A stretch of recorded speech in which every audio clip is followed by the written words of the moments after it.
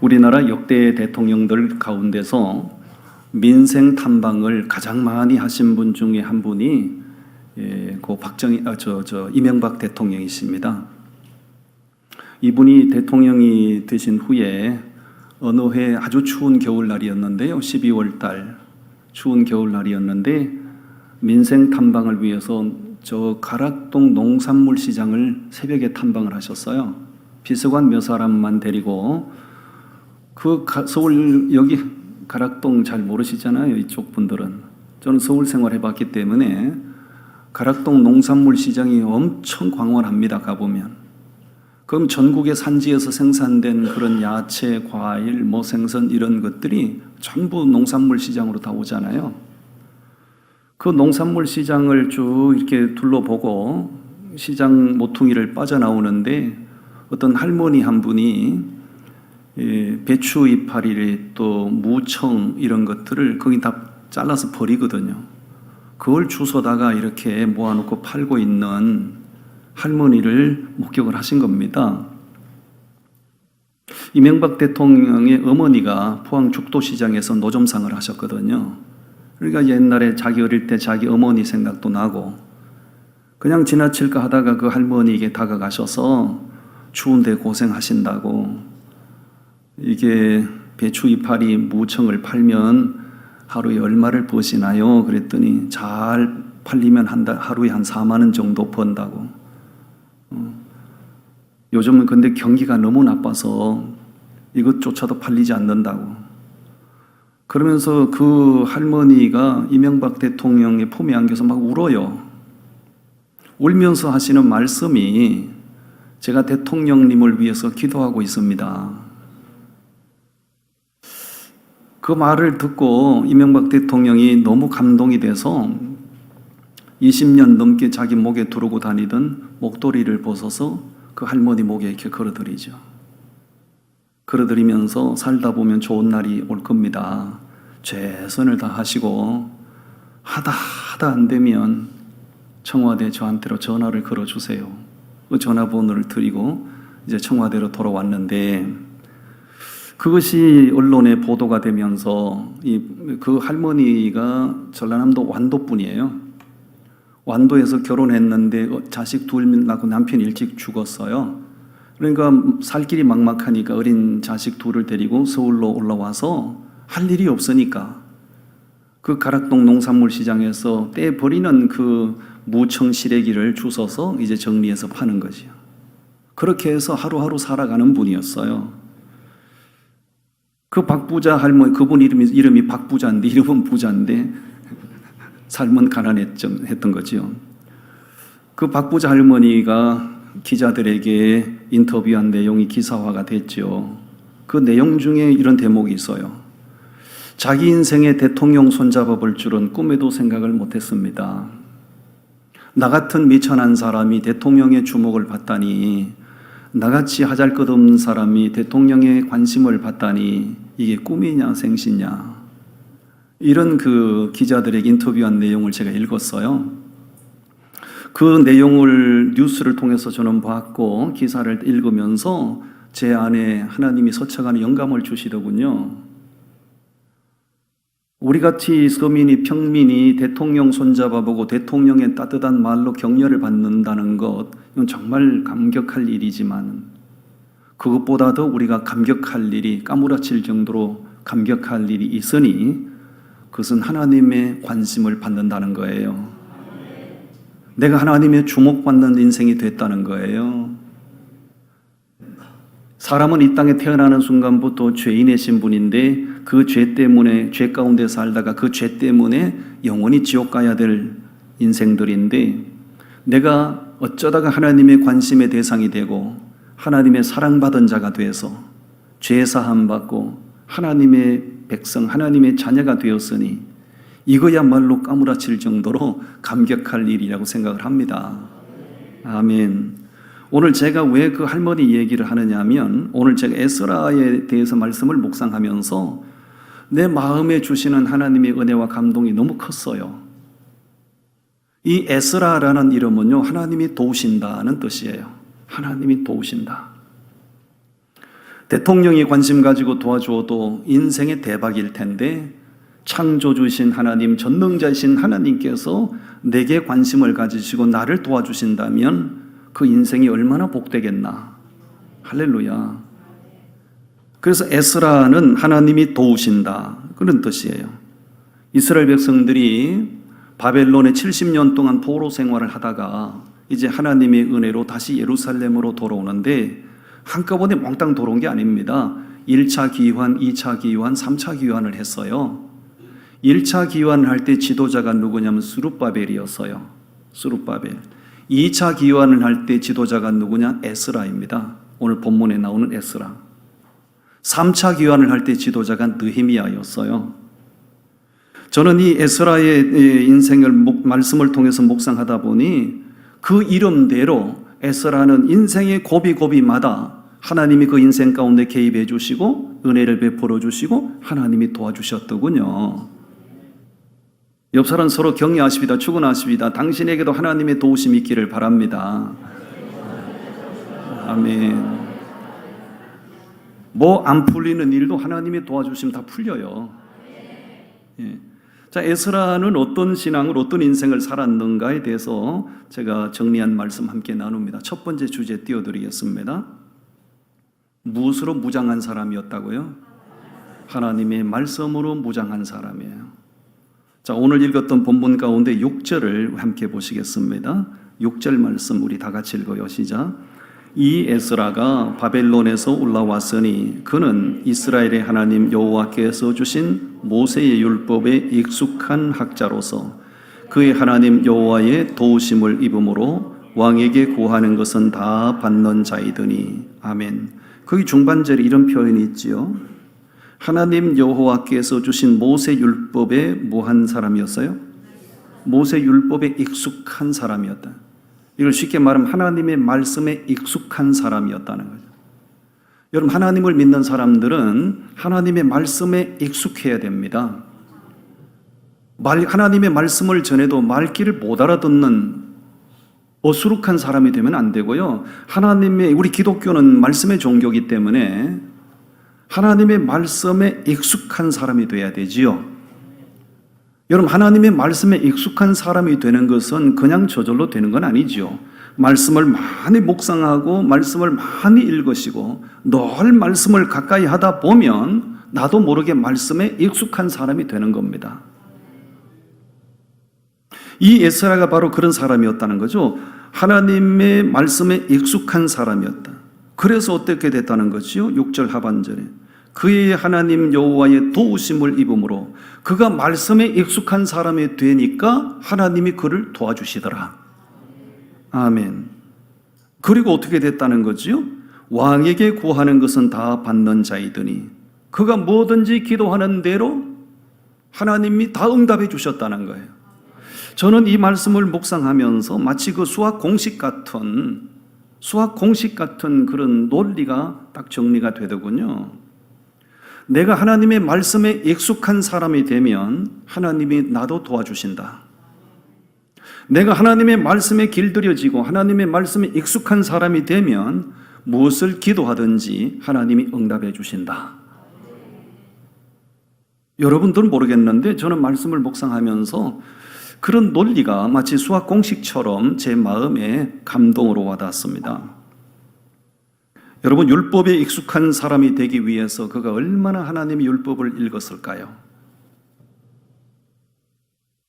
페르시아 제국의 아닥사스다 왕에게 그가 뭘 기도하든지 간에 하나님 그 당시 페르시아 제국의 왕은 하나님을 알지도 못하는 사람이었어요. 그런데 어찌된 일인지 그가 그 왕에게 뭘 구하든지 간에 하나님이 그 아닥사스다 왕의 마음을 감동시켜서 에스라가 구하는 것은 다 들어줬다는 거지. 놀라운 은혜입니다. 저는 시대가 많이 바뀌었지만 에스라가 살던 그 시대는 구약 시대고 오늘 우리는 신약 시대, 성령 시대를 살고 있는데 어떤 시대를 살든지 간에 상관없이 우리가 하나님과 친숙해지면 하나님의 도우심을 받게 되고요. 하나님과 친숙해지면 구하는 것마다 응답해 주신다고 저는 믿습니다. 우리가 어떻게 하나님과 친숙해질 수 있을까요? 내가 하나님과 친숙해질 수 있는 방법은요, 하나님의 말씀에 귀를 기울여 들으셔야 돼요. 하나님의 말씀에 익숙해져야 돼요. 우리가 사람 관계를 우리가 논하자면, 거리감이 느껴지는 사람은 아무리 옳은 말을 해도 그것이 고지것대로 들리지 않습니다. 그런데 친밀감이 있는 사람이 틀린 말을 해도 그것이 고지것대로 들려요. 맞지요? 그렇습니다. 나하고 전혀 거리감이 느껴지, 거부감이 있는 사람이 저 사람 분명히 하는 말이 옳은 말인데도 나하고 거부감이 있잖아요. 그럼 그 사람 하는 말이 삐딱하게 들려요. 정말 나하고 친밀감이 있는 사람이 하는 말이 옳은 말이 아닌데도 그게 귀를 기울여 듣게 되는 거예요. 우리가 하나님과 얼마나 친숙한 사람이 되는가, 하나님과 친밀한 사람이 되는가는 하나님의 말씀에 익숙해져야 돼요. 그 무청 시래기 팔던 박부자 할머니가 어떻게 됐을까요? 그것이 알고 싶다. 대통령이 박부자 할머니를 결코 잊지 않았습니다. 해가 바뀌어서 이명박 대통령이 박부자 할머니를 청와대로 특별 초청을 했지요. 저 빨간 개량 한복 입은 분이 박부자 할머니세요. 청와대 특별 초청을 받고 대통령과 함께 나란히 앉아서 식사 대접을 받고 격려를 받고, 우리가 이런 내용을 볼 때 감동이고, 저런 감동을 느끼면서 우리에게 주는 영적인 메시지가 있는 거지요. 내가 하나님과 친숙해지고 하나님께서 나를 도와준, 내게 관심을 가지시면 내 인생 가운데 되지 않을 일이 없고 풀리지 않을 일이 없다고 저는 생각을 해요. 아멘. 힘이 있거나 사회적으로 영향력 있는 사람과 친해지는 건 분명히 좋은 거지요. 여러분, 하다못해 구청장님하고도 친해지면 좋잖아요.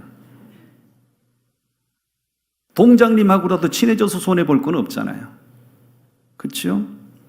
그보다 더 까무러칠 정도로 감격할 일이 있다면, 하나님과 친밀해진다면 이거야말로 인생 대박인 거죠. 하나님과 친밀해질 수 있는 가장 확실한 방법은 내가 말씀에 익숙해지는 거예요.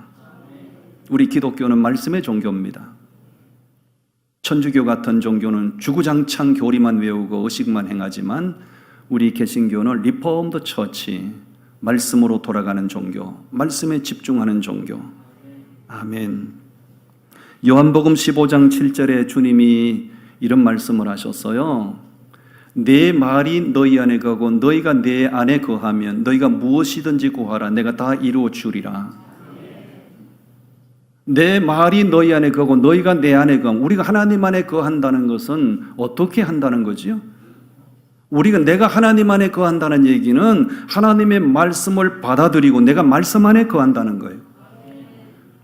내가 하나님의 말씀 안에 거하게 되면 내가 뭘 구하든지 간에 하나님은 이루 주리라고 약속하셨어요. 사람과 친밀하게 지내다가 잘못되는 경우도 많이 있지요. 우리는 뉴스를 통해서도 볼 수 있고 우리 주변에도 볼 수 있어요. 이 사람하고 가까이 하면 내가 인생에 손해보진 않을 거야, 이 사람하고 가까운 관계를 맺고 살다 보면 내가 뭔가 수지 맞을 거야 했다가 그 사람 때문에 상처받는 경우가 얼마나 많습니까? 이 사람은 안 그럴 거야 하고 그 사람 믿고 가까이 했는데 그 사람도 여전히 내게 상처를 주는 경우는 너무 많죠. 사람은 그렇습니다. 그러나 우리 하나님은 결코 우리를 가슴 아프게 하시는 분이 아니죠.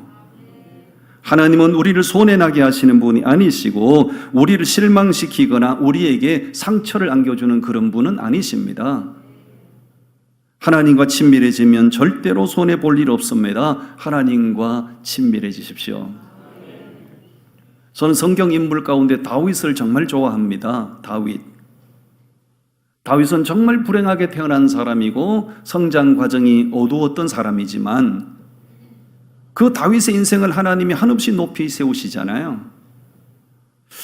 왜 도대체 뭘 이쁘게 보셨길래 하나님께서 다윗을 그렇게 귀하게 높이고 세우셨는가? 많은 이유들이 있습니다만 뚜렷한 이유 하나가 있어요. 다윗은 하나님의 말씀을 생명같이 여겼어요.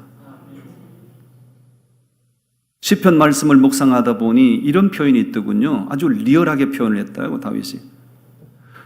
목이 마른 사슴이 입을 벌리고 물 헐떡거리는 것처럼 자기는 하나님의 말씀을 그렇게 사모했다고. 입을 벌리고 헐떡거리는 것처럼 자기는 하나님의 말씀을 그렇게 귀하게 여겼다고. 말씀을 그렇게 사모하고 귀하게 여겼다는 얘기는 하나님과의 관계는 멀어지고 싶지 않다는 얘기죠. 그러므로 하나님 그 수많은 원수들이 다윗을 대적하고 다윗을 공격했지만 하나님은 그 대적자들을 다 물리치시고 다윗을 세우셨어요. 여러분, 우리 에스라의 인생을 보면서 우리도 하나님과 친숙해지십시다. 아멘. 옆 사람 격려하세요. 하나님과 친해지면 손해볼 일이 없을 겁니다. 여러분, 2000년 기독교 역사 가운데 2000년 기독교 역사 가운데 하나님과 친해져서 손해봤다는 사람 없어요. 없습니다. 하나님과 친해지면 친해질수록 내 인생이 대박이에요. 두 번째를 소개하겠습니다. 에스라는 어떤 사람이었다고요? 자, 주제를 봐주시고요. 그 수많은 난제들을 무엇으로 돌파했다는 거죠? 기도로 문제를 돌파하고 기도로 상황을 돌파한 사람. 우리 8장으로 가서 말씀 보시겠습니다. 8장 21절 말씀 우리 다 같이 읽으시겠습니다. 시작. 그때에 내가 아하와 강가에서 금식을 선포하고 우리 하나님 앞에서 스스로 겸비하여 우리와 우리 어린아이와 모든 소유를 위하여 평탄한 길을 그에게 간구하였으니. 아멘. 자, 저를 봐주세요. 이런 상황입니다. 페르시아 제국의 아닥사스다 왕이 페르시아 제국에 살고 있는 모든 유다 백성들에게 너희 예루살렘으로 돌아가라 자유를 선포한 거예요. 자, 자유를 얻어서 이제 예루살렘으로 돌아가는 것은 감격할 일인데 문제는 우리 같은 장정들만 가는 길이라면 무슨 걱정이 되겠습니까? 나이 많은 노인도 있어요. 연약한 여성도 있어요. 어린아이들도 있어요. 이게 한두 사람이면 민족이 대이동하는 거잖아요. 지금 같으면 기차를 빌려서 가든지 아니면 무슨 버스를 타고 가면 되겠지만은 그 구약 시대의 이동 수단은 걸어서 가는 겁니다. 그 광야를 건너 강을 건너 수많은 대적들 난제들 돌파해서 가야 되는 거예요. 에스라는 지도자이기 때문에 그 상황을 가만히 생각해 보니 마음의 걱정이 너무 많은 거예요. 자, 우리가 이제 이 민족을 이동시켜서 예루살렘으로 가야 되는데 어디서 무슨 문제를 만날런지, 어디서 어떤 대적을 만날런지, 어디서 어떤 어려운 절박한 상황을 만날런지 알 수가 없는 거예요. 그래서 그 상황 속에서 에스라가 하나님 앞에 백성들 앞에 금식을 선포하는 거예요. 이건 우리가 하나님이 도와주셔야 안전하게 갈 수 있다. 우리가 하나님의 도우심을 받으려면 우리 하나님의 도우심을 받기 위하여 우리 함께 금식하자. 금식을 선포하고 기도하는 거예요. 결과는 어떻게 됐을까요? 그것이 알고 싶다. 8장 31절로 가서 한번 보시겠습니까? 8장 31절 말씀 우리 다 같이 읽어봅니다. 시작.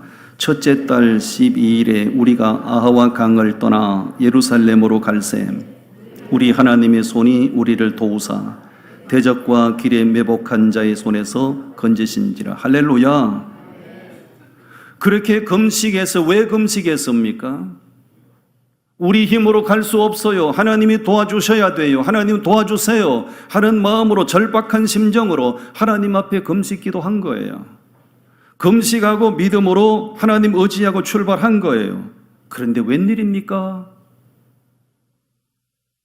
그 먼 길을 민족을 대동시켜 먼 길을 가는데 그 중간중간이 대적들이 잠잠한 겁니다.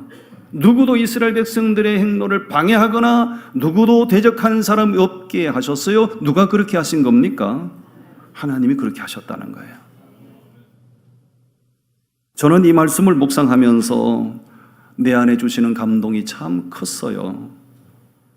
우리가 인생을 살다 보면 뭐 별것 아닌 문제야 그냥 내 힘으로 얼마든지 해결하고 나갈 수 있지만은 불가항력적인 문제를 만날 때가 참 많아요.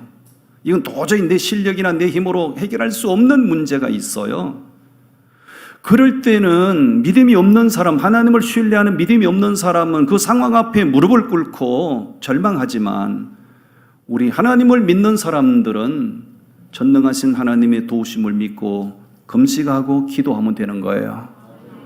기도하면 하나님께서 나의 산성 되시고 방패가 되셔서 상황을 돌파하게 하시고 문제를 극복하게 하시고, 아멘.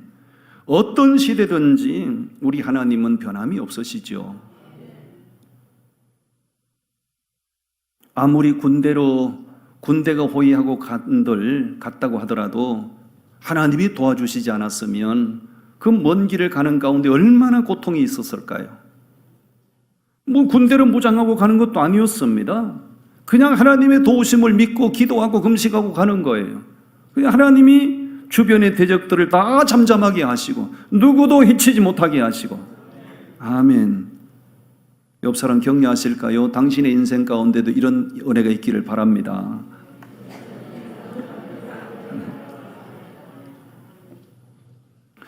세계적인 학자들이 우리가 살고 있는 이 시대를 가리켜 제2의 불확실성의 시대라고 규정을 하더군요. 제2의 불확실성의 시대. 말 그대로 앞이 보이지 않는 시대입니다. 과거에는 예측이 가능했지만 앞으로 우리가 살아가는 미래 시대는 예측이 불가능한 시대입니다. 언제 우리에게 어떤 상황이 파도처럼 밀려올는지 예측 불허의 시대입니다. 이 불확실한 시대에 사람들은 많이 불안해합니다. 내 인생길은 어떻게 될까? 내 앞길은 어떻게 될까? 내 자식들은 어떻게 될까? 걱정이 참 많지요. 정답을 알려드릴까요? 하나님이 도와주시면 됩니다. 이 불확실성의 시대를 살아가는 우리가 하나님의 도우심을 받는 비결이 뭘까요? 하나님이 나의 산성과 방패가 되어주시는 비결이 무엇일까요? 그것은 하나님 앞에 엎드리면 되는 거예요. 하나님 앞에 기도하면 되는 거예요. 아무리 내가 가는 길의 앞길에 문이 굳게 닫혔어도요, 하나님이 역사하시면 닫힌 문이 열립니다. 내 환경 속에 사방팔방 묶여 있어도요, 하나님이 역사하신 묶임이 풀어집니다. 할렐루야. 저는 믿어요. 그 전능하신 하나님의 도우심을 입는 방법은 다른 게 아니지요. 에스라가 했던 것처럼 하면 되는 거예요. 하나님 도와주십시오. 하나님 우리 가정을 도와주십시오. 하나님 내 남편이 하는 사업을 도와주십시오. 하나님 우리 자식을 도와주십시오. 하나님 앞에 기도하십시오. 우리가 세상을 살아가는 것은 인간 관계거든요. 관계. 인간은 사회적인 동물이기 때문에 관계적인 존재로 살아간다 그 얘기예요. 이 사회적인 동물로 살아가면서 이 소통이라고 하는 것이 얼마나 중요한지 몰라요. 소통. 아무리 가족이라도 소통이 되지 않으면 남이나 마찬가지예요. 출입문을 마주 대하고 있는 옆집이라도 소통이 끊어지면 이웃이 될 수 없는 거예요. 소통 정말 중요하지요. 여러분, 하나님과의 소통도 마찬가지입니다. 내가 에스라처럼 이렇게 기도하고 말씀에 익숙한 사람이 되면 하나님과 소통이 원활한 사람이 되는 거지요. 근데 그렇지 않고 하나님의 말씀에 전혀 관심이 없어요. 하나님 앞에 전혀 기도 생활이 없어요. 하나님이 멀리 계신 하나님으로 느껴질 수밖에 없죠. 하나님과 소통이 정말 중요한 거예요. 기도는 하나님과 소통할 수 있는 정말 좋은 방법인 줄로 믿습니다. 기도하면 하나님과 소통하게 되고, 하나님과 소통하다 보면 관계가 친밀해지고, 하나님과 친밀해지면 문제가 해결이 되고 문이 열리고 묶임이 풀어지는 거예요. 할렐루야. 아멘. 그러므로 우리가 인생을 살아가는 데 있어, 신앙생활하는 데 있어 기도는요, 1000번, 10,000번을 강조해도 이거는 지나칠 게 없는 거예요. 여러분, 기도로 상황을 돌파하십시오. 기도로 격려해 주세요. 서로 격려하세요. 손잡아 주시고 격려하세요. 기도로 상황을 돌파하세요. 아멘. 아멘. 마지막 세 번째를 소개합니다. 회개로 백성을 뭐한 사람이었다고요? 결속시킨 사람이에요. 민족 정체성을 깨운 사람이었어요. 자, 10장으로 가서 말씀 보겠습니다. 에스라서 10장 1절 말씀을 우리 함께 읽으시겠습니다. 1절 말씀 시작. 에스라가 하나님의 성전 앞에 엎드려 울며 기도하여 죄를 자복할 때에 많은 백성이 크게 통곡하며 이스라엘 중에서 백성의 남녀와 어린 나이의 큰 무리가 그 앞에 모인지라. 아멘. 2절 읽겠습니다. 엘람 자손 중 여히엘의 아들 스가니아가 이스라엘에게 이르되 우리가 우리 하나님께 범죄하여 이 땅 이방 여자를 맞이하여 아내로 삼았으나 이스라엘에게 아직도 소망이 있나니. 자, 저를 보세요. 에스라가 민족을 인솔해서 예루살렘에 돌아와서 목격한 상황이 너무나 기가 막힌 상황을 목격해요. 자기가 생각했던 것은 하나도 없어지고 너무나 하나님이 통곡하실 수밖에 없는 상황이 목격이 된 거예요. 그게 뭐냐면 2절에 기록된 것처럼 그 유다 땅에 남아있던 사람들이 유대인으로서의 정체성을 지키지 못하고 이방인들과 서로 혼합이 돼버린 거예요. 이방인들과 서로 혼혈이 돼버린 거예요. 이거는 하나님의 백성으로서의 정체성을 상실한 거예요. 하나님이 정말 싫어하는 거예요. 에스라가 포로에서 돌아와서 이 상황을 보고 1절에서 그 상황을 보고 에스라가 뭘 했다는 겁니까? 하나님의 성전 앞에 엎어져서 울며 통곡하며 기도하는 거예요.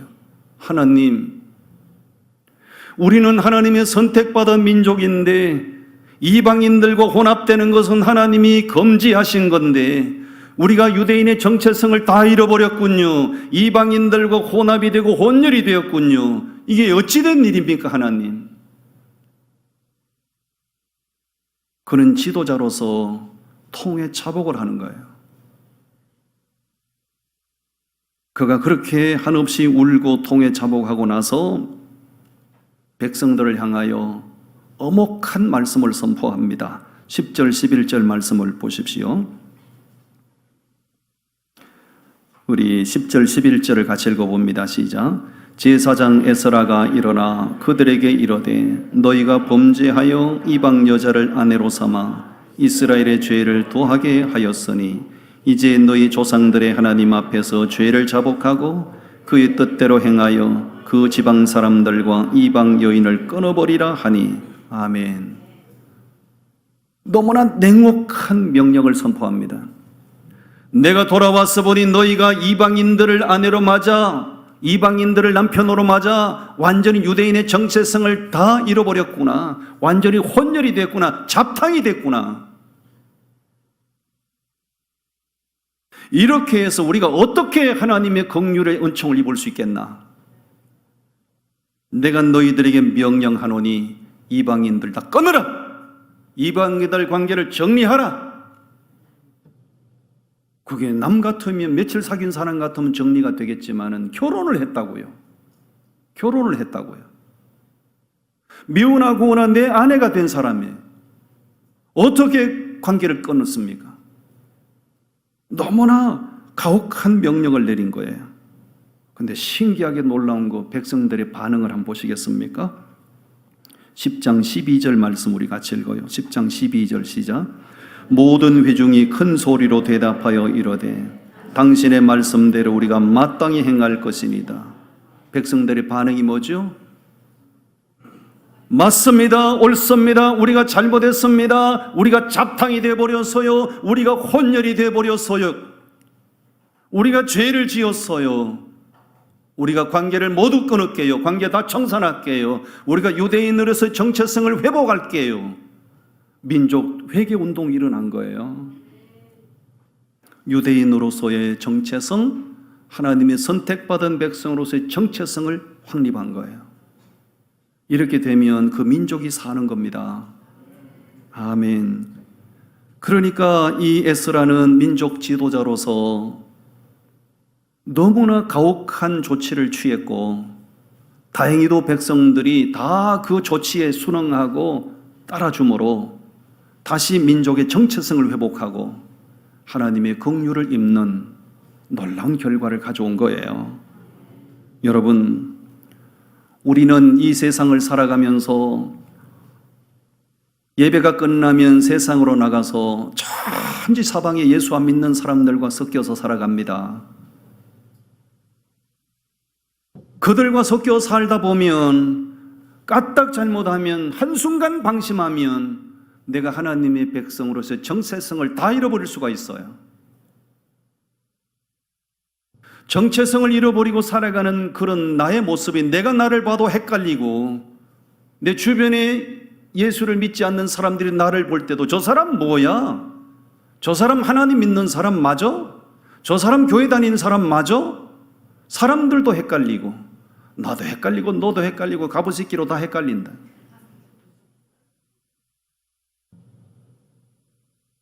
그렇게 되면 인생이 되는 것 같으나 되어지는 것은 아무것도 없습니다. 우리는 냉혹할 정도로, 가혹할 정도로 하나님의 선택받은 백성으로서의 명확한 정체성을 가지고 살아야 됩니다. 세상 가운데 나가서 당당하게 그리스도인의 신분을 드러내시고, 그렇게 당당하게 신앙의 정체성을 가지고 살아가는 내 모습을 바라보는 사람들이, 어디서 누가 나를 바라보든지 간에 저 사람은 하나님의 사람이에요, 저 사람은 진짜 그리스도인이에요, 사람들이 인정할 수 있어야 됩니다. 저는 우리나라의 시국을 보면서 너무 많이 안타까워요. 왜냐하면 너무나 이 편 저 편으로 첨예하게 갈라져서 대립을 하고 있고, 서로 자기 편은 절대선이고 상대편은 전부 다 악이라고 규정을 하고, 서로 비판하고 정죄하고 판단하고 배척하고, 이래가지고는 이 무한 경쟁 시대에 우리나라 대한민국이 존립을 할 수가 없어요. 세상 경쟁이 치열할수록 우리는 통합이 돼야 되고 하나가 돼야 되는 겁니다. 어떻게 하면 될까요? 나는 선이고 너는 악이야, 이런 규정을, 이런 잣대를 가지고 상대를 바라보고 지탄하기 시작하면 답이 안 나옵니다. 나는 윤석열 대통령부터 하나님 앞에 엎드리면 좋겠어요. 여당 대표도 야당 대표도 하나님 앞에 엎드리면 좋겠어요. 무슨 방법이 있습니까? 어떤 편에서 정권을 잡아도 우리나라는 답이 안 나옵니다. 하나님 앞에 엎드려 나 때문이로소이다, 내가 부족합니다, 회개의 역사가 일어나면 하나님께서 우리 민족을 긍휼히 여기실 거예요. 우리가 세상을 살아가면서 급하게 서둘러서 좋을 일이 거의 없거든요. 굉장히 신중해야 되고 조심해야 돼요. 그런데 아주 빠르면 빠를수록 좋은 게 있어요. 서두를수록 좋은 게 있어요. 그게 뭐냐 하면 나의 잘못을 시인하고 회개하는 것은 급할수록 좋습니다. 내가 잘못했는데 잘못한 것을 인정하지 못하고 계속해서 남 탓하기 시작하면 그건 답이 안 나오죠. 자신의 잘못을 시인하고 하나님 앞에 빨리 서둘러 회개할수록 나도 좋고 너도 좋은 거예요. 갈라진 관계, 빨리 내가 먼저 손 내밀어 화해하는 거, 관계 회복은 서두를수록 좋은 거예요. 아멘. 나하고 너 사이가 갈라진 지가 벌써 몇 달, 몇 년이 지났건만 잘량한 자존심 때문에 내가 먼저 화해의 손을 내밀지 못하고 계속해서 단절된 관계를 유지하고 살아간다면 나도 불행이고 당신도 불행이지. 옛날에 천주교에서 일으켰던 사회운동이 있잖아요. 내 탓이요. 옆 사람 격려하세요. 다 내 탓이요. 내 탓이요. 내 탓이요 하면 되는데 요즘 누구 탓이라고 그래요? 네 탓이요. 다 네 탓이요. 그러니까 답이 안 나오는 거예요. 다 내 탓인데. 전도하는 것도 미루면 안 됩니다.